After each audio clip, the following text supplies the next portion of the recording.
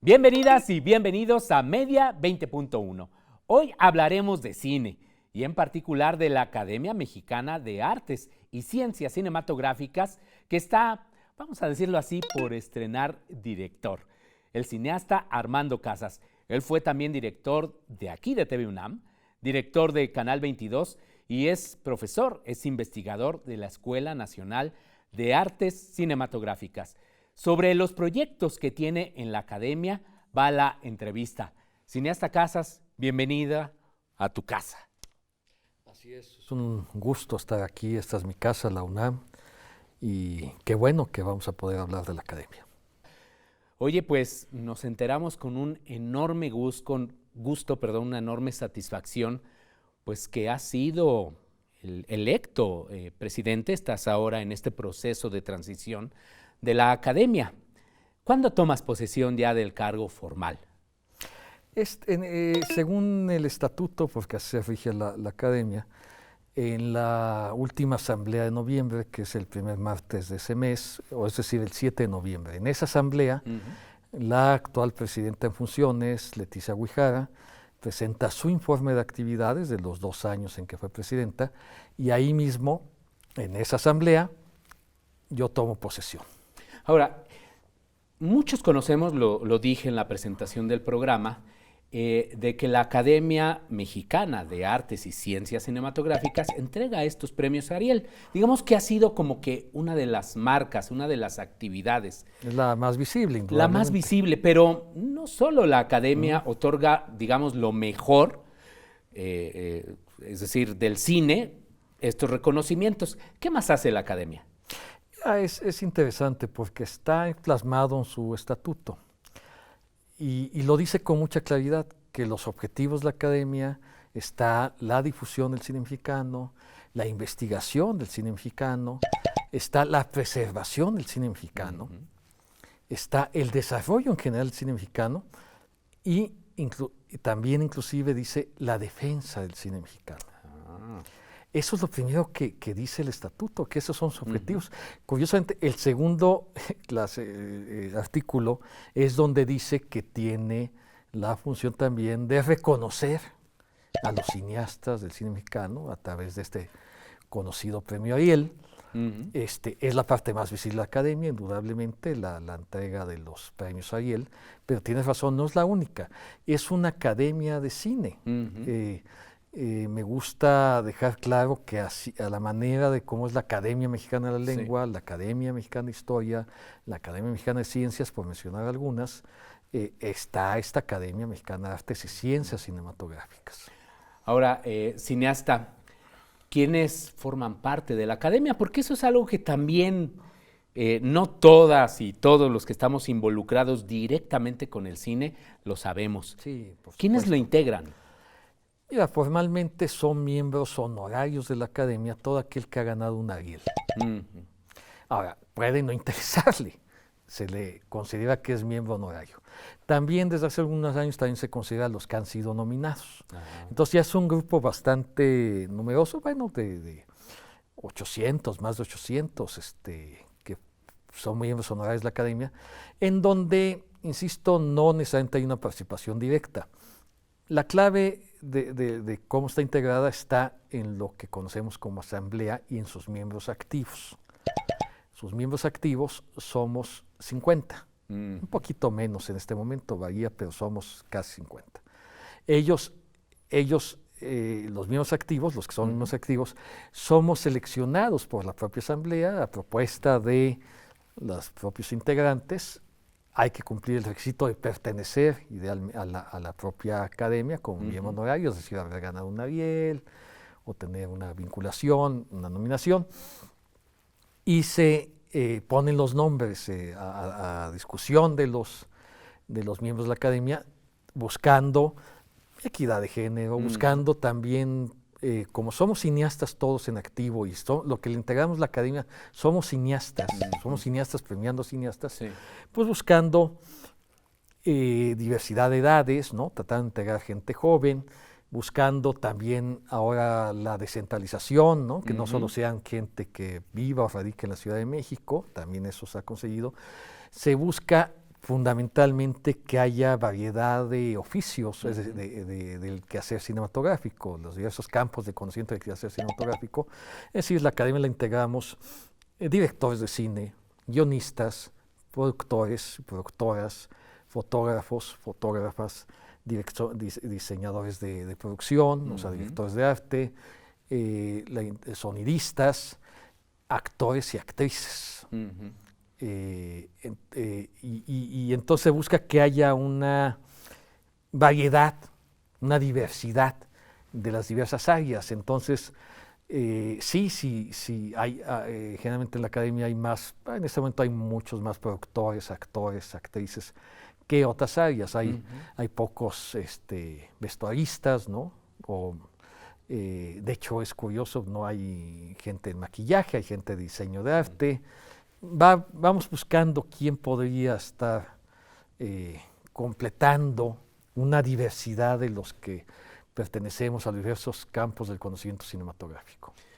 Oye, pues muchas felicidades, cineasta, porque también llegar a esa posición requiere una legitimidad, requiere pues obviamente una trayectoria como la tuya para alcanzar una posición de esta naturaleza. Es verdad, y yo agradezco mucho porque es un reconocimiento de mis compañeros y compañeras, porque efectivamente primero hay que dedicarse al cine, tener una trayectoria, tener un reconocimiento, ser aceptado en la propia academia como miembro activo, y luego dentro de los miembros activos, pues ser reconocido como alguien que puede presidir a la academia. Es absolutamente un honor, por supuesto, llegar a esta posición. He de decir, porque es interesante, la academia ha tenido 3 etapas. La academia nació en 1946, es una academia longeva de varias décadas.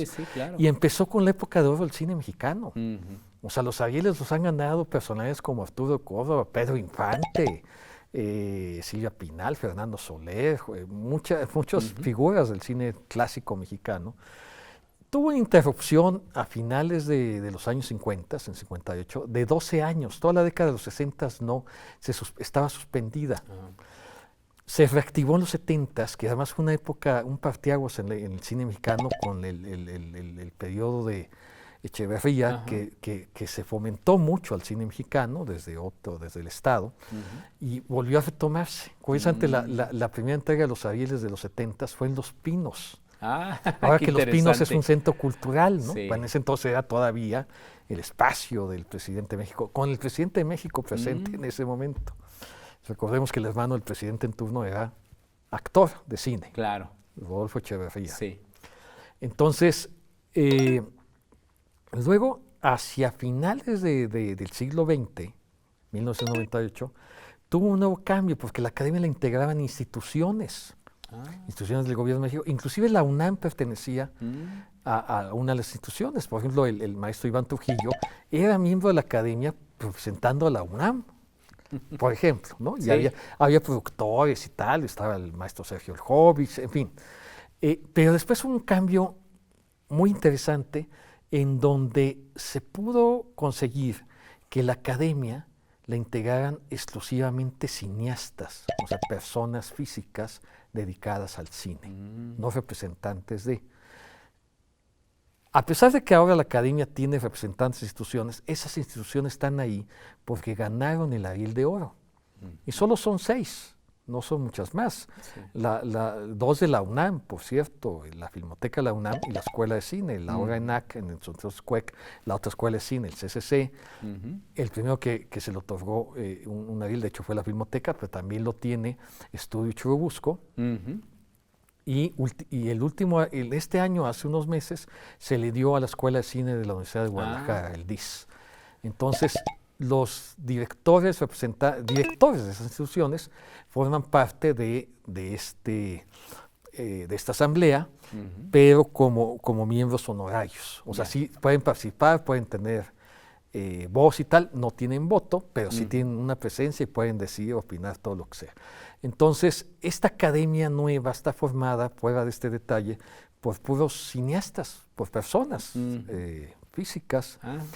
El primero que la presidió fue una gran figura del cine mexicano que lamentablemente nos dejó hace un año, el maestro Jorge Fons, muy querido, muy estimado. Sí, claro, muy admirado. Muy admirado. Tenemos ya que hacer la pausa, querido cineasta, pero por favor no se vaya porque después nos terminará de platicar esa tercera etapa que ha vivido la academia y sus proyectos del cineasta Casas, en este caso, pues en varios ámbitos. Uno de ellos que seguramente también a usted le interesará, el aspecto legal. A ver qué se puede hacer desde la academia. No se vaya.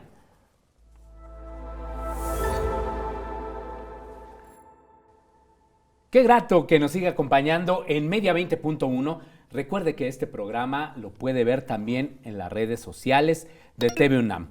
Lo puede ver, por ejemplo, en Facebook, también lo puede ver en YouTube. Si no tuvo la oportunidad de verlo al aire en esta nueva posibilidad tecnológica del HD, con una mayor cobertura que tiene TV UNAM, bueno, también lo puede hacer en las redes sociales y ese es uno de los grandes beneficios que ahora tienen los medios de comunicación y en particular algunos medios universitarios como lo es TV UNAM.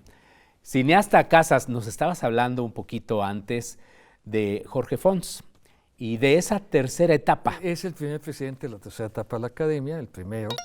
Le siguió Diana Bracho, una famosísima actriz muy reconocida, que hizo una gran labor en mucha cercanía con la UNAM. En ese momento se fundó un patronato que encabezaba el rector Juan Ramón Lafuente, que a mí en lo personal me acercó con la presidenta de la academia, igual que al maestro Trujillo, porque ambos dirigíamos, él la Filmoteca la UNAM y yo el CUEC.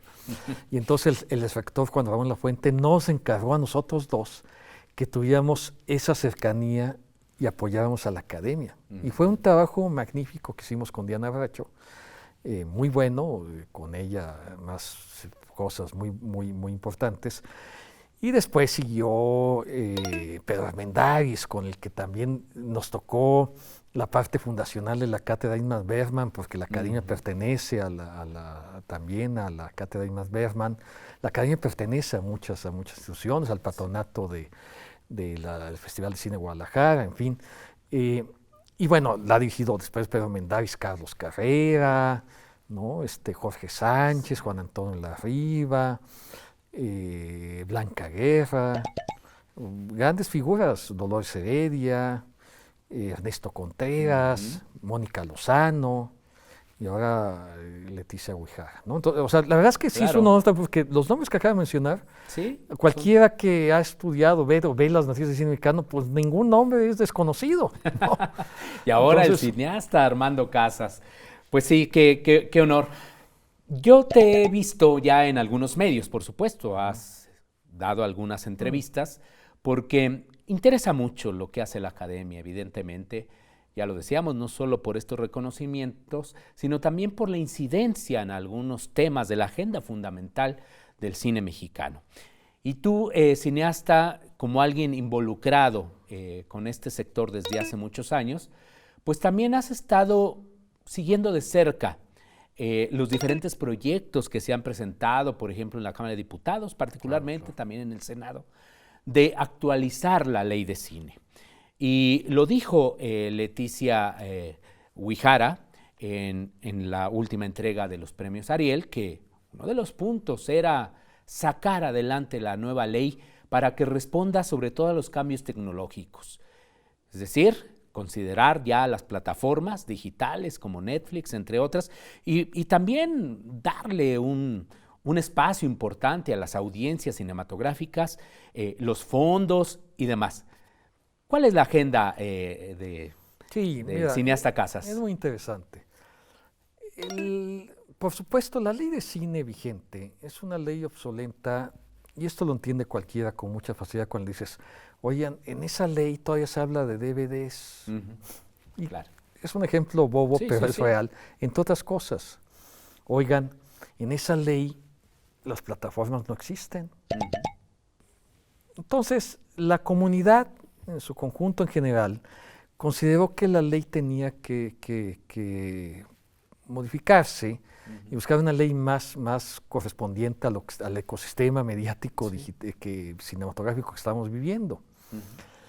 En ese sentido, la academia, eso es interesante, la academia es la que fue la punta de lanza para hacer una propuesta, junto con otras organizaciones, por supuesto, y hubo en su momento, convocada por la Cámara de Diputados, las reuniones de Parlamento Abierto donde se dispusieron diversos temas del sector, ¿no? Evidentemente, el sector tiene diversas visiones, puntos de vista, todos legítimos, y se trata de llegar a acuerdos, ¿no? Esta ley en realidad está propuesta por la gente que hace cine.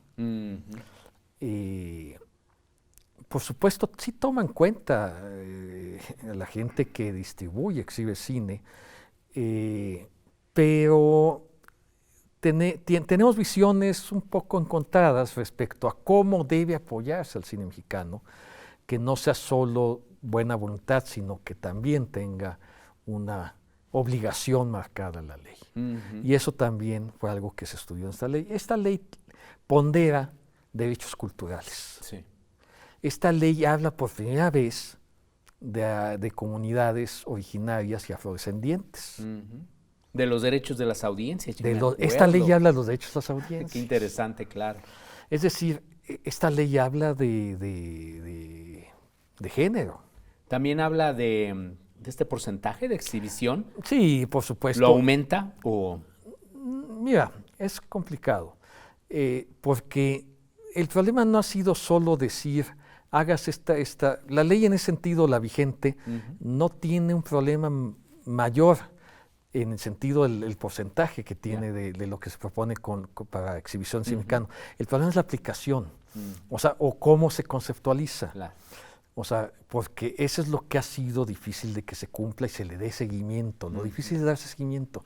Esta nueva ley, no sé si vaya a pasar así o no, propone cosas tan concretas como que si en un conjunto de 10 salas, un conjunto de 10 salas tiene 10 salas, una sala se dedica al cine mexicano. Yo entiendo perfectamente a los exhibidores que pueden considerar que esto atenta contra su libertad comercial y tal. Y lo que se ha tratado de explicar es que no es así, porque estamos hablando de cine mexicano de todo tipo. Es una industria cultural. Sí, finalmente. Y además se produce más cine que nunca. Y hay mucho cine que los exhibidores no tendrían por qué tener miedo de que no se asista a las salas, pues. Hay mecanismos también para que si una película no funciona, bueno, ellos no tienen por qué estar perdiendo tampoco sus recursos. O sea, es decir... Sí, teniendo salas vacías. Sí, exacto. No, se considera que eso puede atenderse. Yo creo que esta ley se ha estudiado de manera que busca el mayor beneficio al cine mexicano como identidad nacional, ¿no? Entonces, es algo que estamos buscando. Queremos que los exhibidores, y los distribuidores y también las plataformas, que también ahora es algo nuevo, estén muy de la mano con la comunidad, que creo que lo han estado en muchos sentidos, sí trabajamos, pero todavía tenemos que acordar cosas. Yo entiendo los legítimos intereses económicos de ellos, y ahí es donde van a estar la verdad es que los ajustes finales, los decisivos, estarán cuando se ponga a discusión, y cada quien, no en el Parlamento Abierto, que esa etapa ya pasó, quizás haya otro Parlamento, seguramente va a haber otro Parlamento Abierto cuando la ley se conozca. Sí. ¿Todavía no se conoce ese proyecto, Cineastar? Pues es que la ley, vamos a llamarle que es una iniciativa. Es un proyecto, no es una iniciativa. Tienes razón.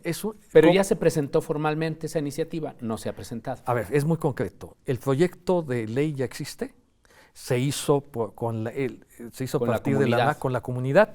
Se siguió este camino, la MAC fue decisiva para este camino, la gestión de Mónica Lozano como presidenta de la Academia fue cuando se hizo toda esta propuesta. Luego esa propuesta la retomó de común acuerdo con la Academia el sector cine del Poder Ejecutivo, o sea, perteneciente a la Secretaría de Cultura. La Secretaría de Cultura a través de su sector cine. Es decir, el IMCINE, por supuesto, encabezando esto, la Cineteca Nacional, el CCC, Estudio Churubusco, y he de decir, y eso es muy importante, que fue invitado el Canal 22 a trabajar esa ley también.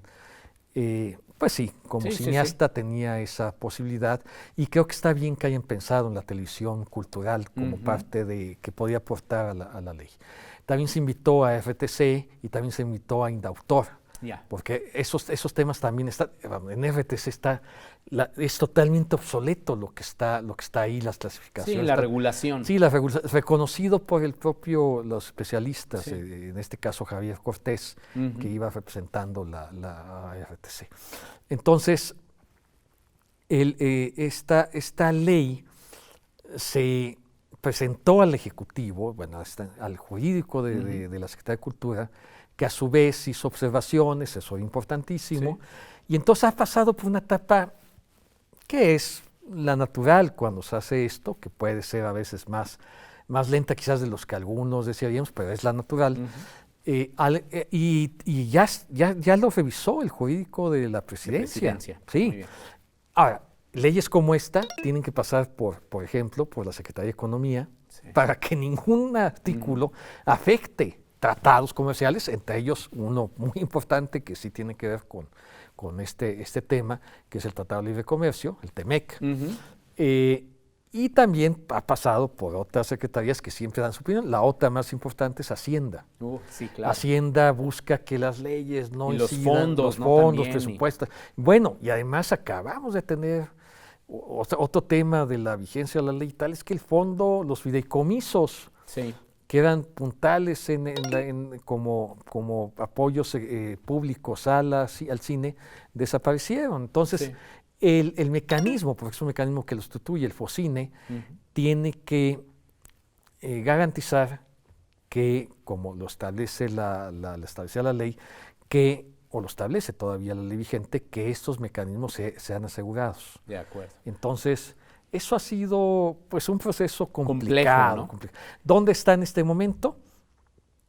Revisándose otra vez por el sector cine, después de que se lo volvió, todas estas instancias dando observaciones, ajustando las observaciones, y lo que se espera es que ya entonces se entregue para que el Poder Ejecutivo pueda presentarlo como una iniciativa. Exactamente, y que esta iniciativa sea presentada por la Presidencia de la República. Muy bien.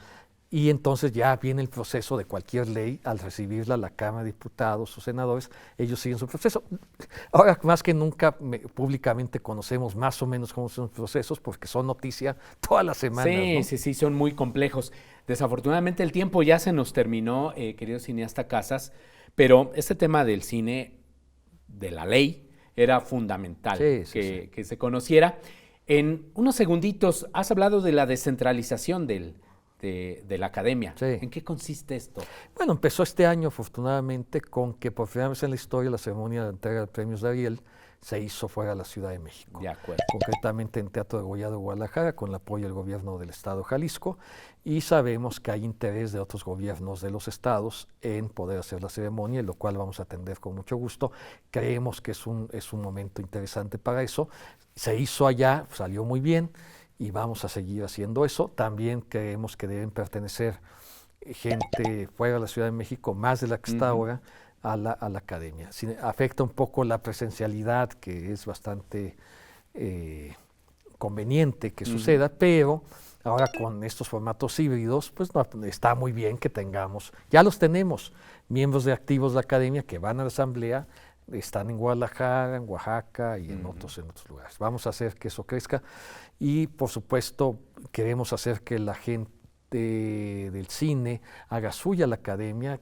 Mi diagnóstico es que la ve un poco distante, le interesa, le importa, pero a veces siente que no hay una comunicación suficiente o que son un grupo de autoelegidos o algo así, no, quiero que vamos a buscar que sea realmente un instrumento de la comunidad y también difundir su historia, hacer publicaciones, a que conozcan la historia de la academia, que es muy atractiva, en muchos sentidos. La verdad es que sí. Cineasta Casas, pues nos quedamos con muchos temas de agenda, pero ya tendremos oportunidad de desglosar todo esto.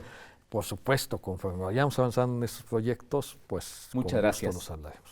Gracias, querido cineasta. Muchas felicidades nuevamente. Gracias. Y muchas gracias a usted. Hasta la próxima semana.